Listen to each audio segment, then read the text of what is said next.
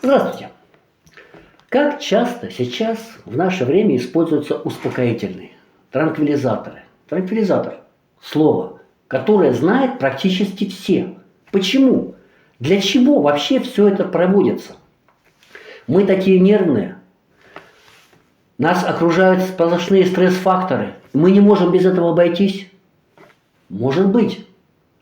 Но я вам могу сказать другое, что все успокоительные препараты вредны для вашего здоровья, вредны для вашей нервной системы.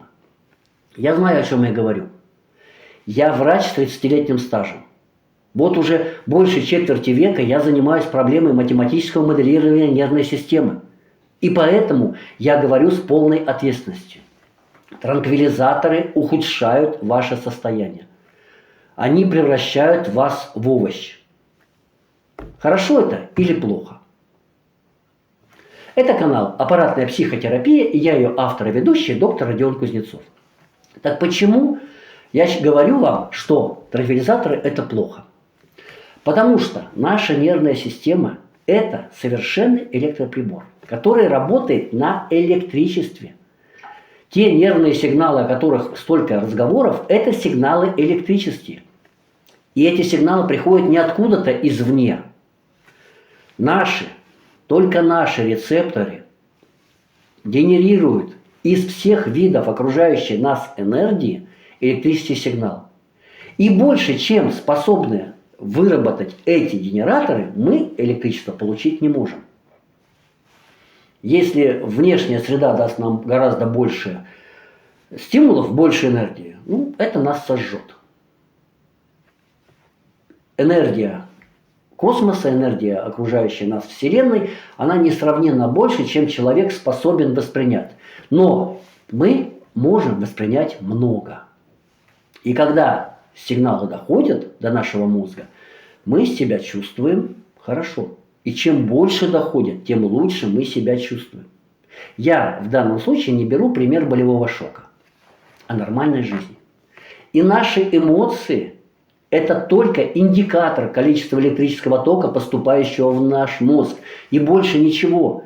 Если электричества поступает мало, мы в глубочайшей депрессии. У нас нет сил двигаться, дышать, действовать, думать, жить.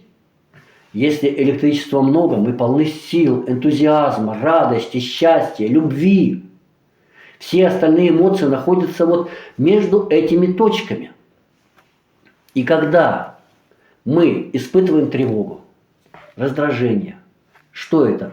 Это те же самые точки на том самом графике. Да, мы раздражаемся. С точки зрения социальной жизни это плохо. С точки зрения здоровья тоже, в общем-то, плохо. Почему? Да потому что здоровый человек испытывает счастье.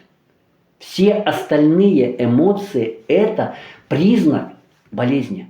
Это признак того, что энергии в наш организм поступает мало. И наши эмоции, очень грубо, можно разделить на 4 большие-большие категории. Депрессия, агрессия, спокойствие, радость. Это очень большие категории. Та же самая депрессия – это 19 уровней.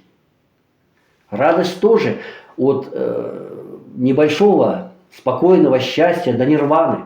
Это огромные промежутки. И когда человек находится в агрессии, или гораздо чаще, когда человек находится в тревоге, в горе, в раздражении, а это уровень депрессии. Он сам, его окружающие или врачи начинают назначать успокоительные препараты. Это могут быть легкие травки, валерьяночка, пустырничек, могут быть тяжелые транквилизаторы, вплоть до перидола, но все они имеют одну черту.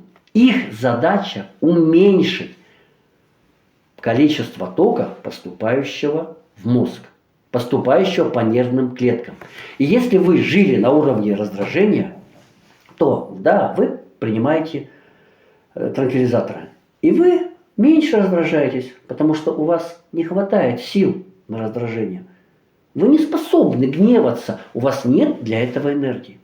А если вы в тревоге, а это уже уровень, один из уровней депрессии, причем далеко не самый высокий, вы начинаете пить таблеточки, и вы перестаете тревожиться. Почему? Да потому что у вас нету сил тревожиться. Вы превратились в овощ. Зачастую вы можете бросить принимать препараты и опять вернуться обратно. Но чаще нет. В первом случае таким людям назначаются успокоительные практически на всю жизнь, а во втором случае человек постепенно становится совсем овощем, совсем тряпкой. Он не способен ни на что, только на минимальную жизнедеятельность. И когда мы врачи, назначаем успокоительное, мы это делаем, по большому счету, не для того, чтобы пациенту стало легче, а с точки зрения социальной.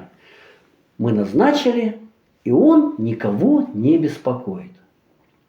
Примерно, наверное, тот же самый эффект имеет манеж у младенцев. Те родители, которые завели манеж, они начинают рассказывать о том, что это безопасность ребенка. Да ерунда все это. Это для того, чтобы родители были спокойны. Вот посадил в клетку дитё, и больше об этом не беспокоишься. Не надо за ним бегать, не надо суетиться, не надо тратить свою энергию. Пусть ребенок познает мир через эту клетку. Но с точки зрения развития нашей нервной системы, нашего мозга, количество энергии, поступающей в мозг, это определяющее значение. И лечение раздражения, лечение тревоги должно проводиться не по принципу успокоения и отъема энергии у этого человека, а наоборот, сделать все возможное, чтобы этот человек получил больше энергии, и он проскочил этот уровень. И тогда он не будет раздражаться, он не будет в ярости, он будет спокойным. Вот представляете, спокойный человек получает гораздо больше энергии в своей нервной системе, в свой мозг, чем человек в ярости. Кажется, что какое-то несоответствие, но это так. И поэтому, благодаря этому кажущемуся несоответствию, и считается, что нужно назначить седатики. Нет, нужно сделать все возможное, чтобы человек получил больше энергии, но при этом меньше боли. Потому что энергию мы можем получить как от внешнего мира, так и от боли. И то, и другое является источниками энергии. Энергию нам дают наши рецепторы внешние, превращающие в электрический сигнал энергию солнца, света, температуры, звука, чего угодно, и внутренние, превращающие в электрический сигнал изменения нашего организма. Но сильные изменения нашего организма – это боль. И задача нервной системы в том, чтобы получить как можно больше энергии и как можно меньше боли. Если говорить с точки зрения философии, то наша задача, наш смысл жизни в том, чтобы быть счастливым и попытаться избежать боли. Да.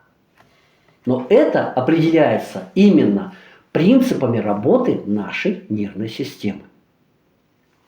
И еще раз повторяю, все успокоительные препараты делают вас неспокойнее, они делают вас еще более больным человеком.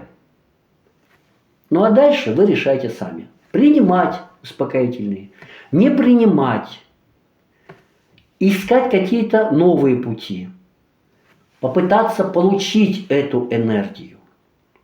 А можно ли ее получить? Я предлагаю вам использовать метод аппаратной психотерапии. Почему попробовать этот метод? Да потому что после регистрации на сайте 5 суток вам дается бесплатно.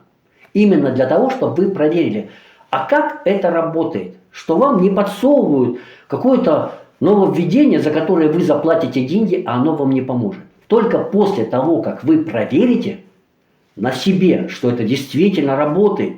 И если вы будете исполнять инструкцию, это сработает.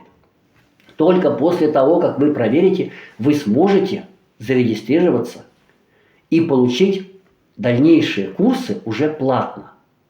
Но это будет ваш осознанный выбор. Более подробно о том, как работает наша нервная система, вы можете прочитать в книге «Медицина, которой нет». Ссылка будет дана в описании.